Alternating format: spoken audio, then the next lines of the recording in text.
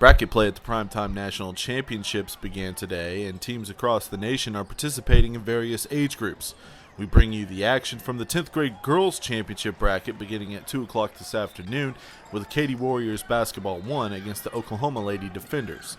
Though many points were related to fouls and free throws, the Warriors shot some three-pointers to help secure the 60-52 victory. Moving on to the other 2 p.m. game, the Armored Elite faced off with the Elite 3 Texas Regional. Defense was a huge part of this game, and the blocking and stealing ability of the Armored Elite overpowered the Elite 3 52-29. Moving on to the C and D brackets, we go to the 3:20 p.m. start with the Syntex Lady Hoopers versus the Prodigy Club. The Prodigy have a strong early game and gain a large lead, but slowly begin losing the lead to the Syntex Lady Hoopers. That game ends with the Prodigy Club being held to 23 points and Syntex scoring 40. The next 3:20 game was the Hurricanes versus the Barracudas. The Hurricanes shut them down very quickly and only grew their lead to an end result of winning 51-14. We continue bracket A play at 5:40 with a battle of teams from Oklahoma. The Oklahoma Lady Jazz versus the Oklahoma Lady Defenders. The Jazz gained an early lead with their strong defense, created a difficult situation for the Defenders. The Jazz end up pulling the victory at 63-33. On the other court, we have the Oklahoma Surge versus the Matrix. The Surge have a very strong start with multiple three-pointers and a strong defense that shut down the Matrix. The Matrix attempt to catch up but cannot keep up with the Surge, leading to a Surge victory by a final score of 55-42. In bracket B, we have the Texarkana Thunder against the Armored Elite. The Thunder gained a large lead but began to lose the lead. However, they definitely still played an effective game and ended up winning 67-21 due to excessive missed shots that cost the Elite the game. Moving on to court 4, we have the Minden Patio Tar Heels versus the DC Queens. The game seemed to be in the bag for the Tar Heels, however the Queens began to catch up, leaving it to a close game of 46-34.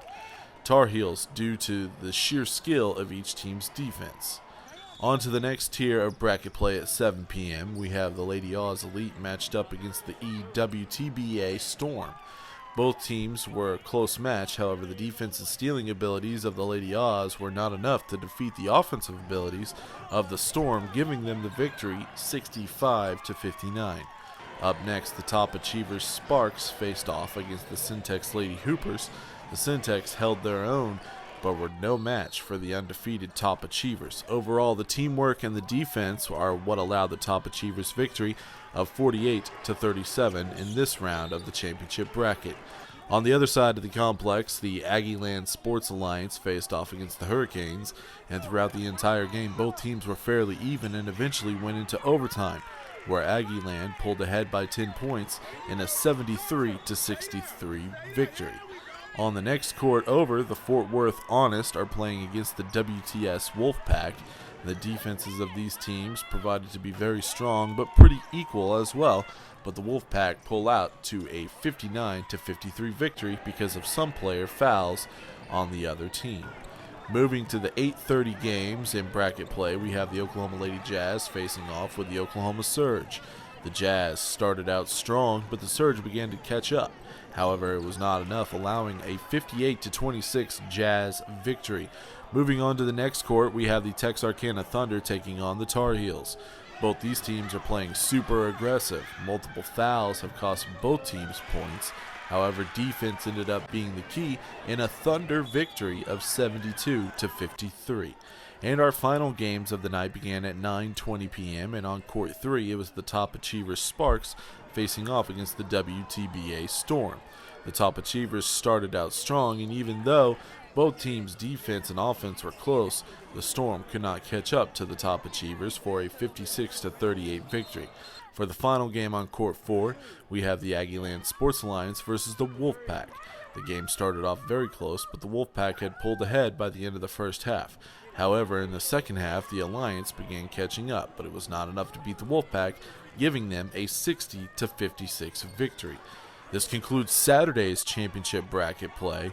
On Sunday, we'll continue to see who advances to the PrimeTime National Championships. This is Michael Nye reporting from Dallas, Texas.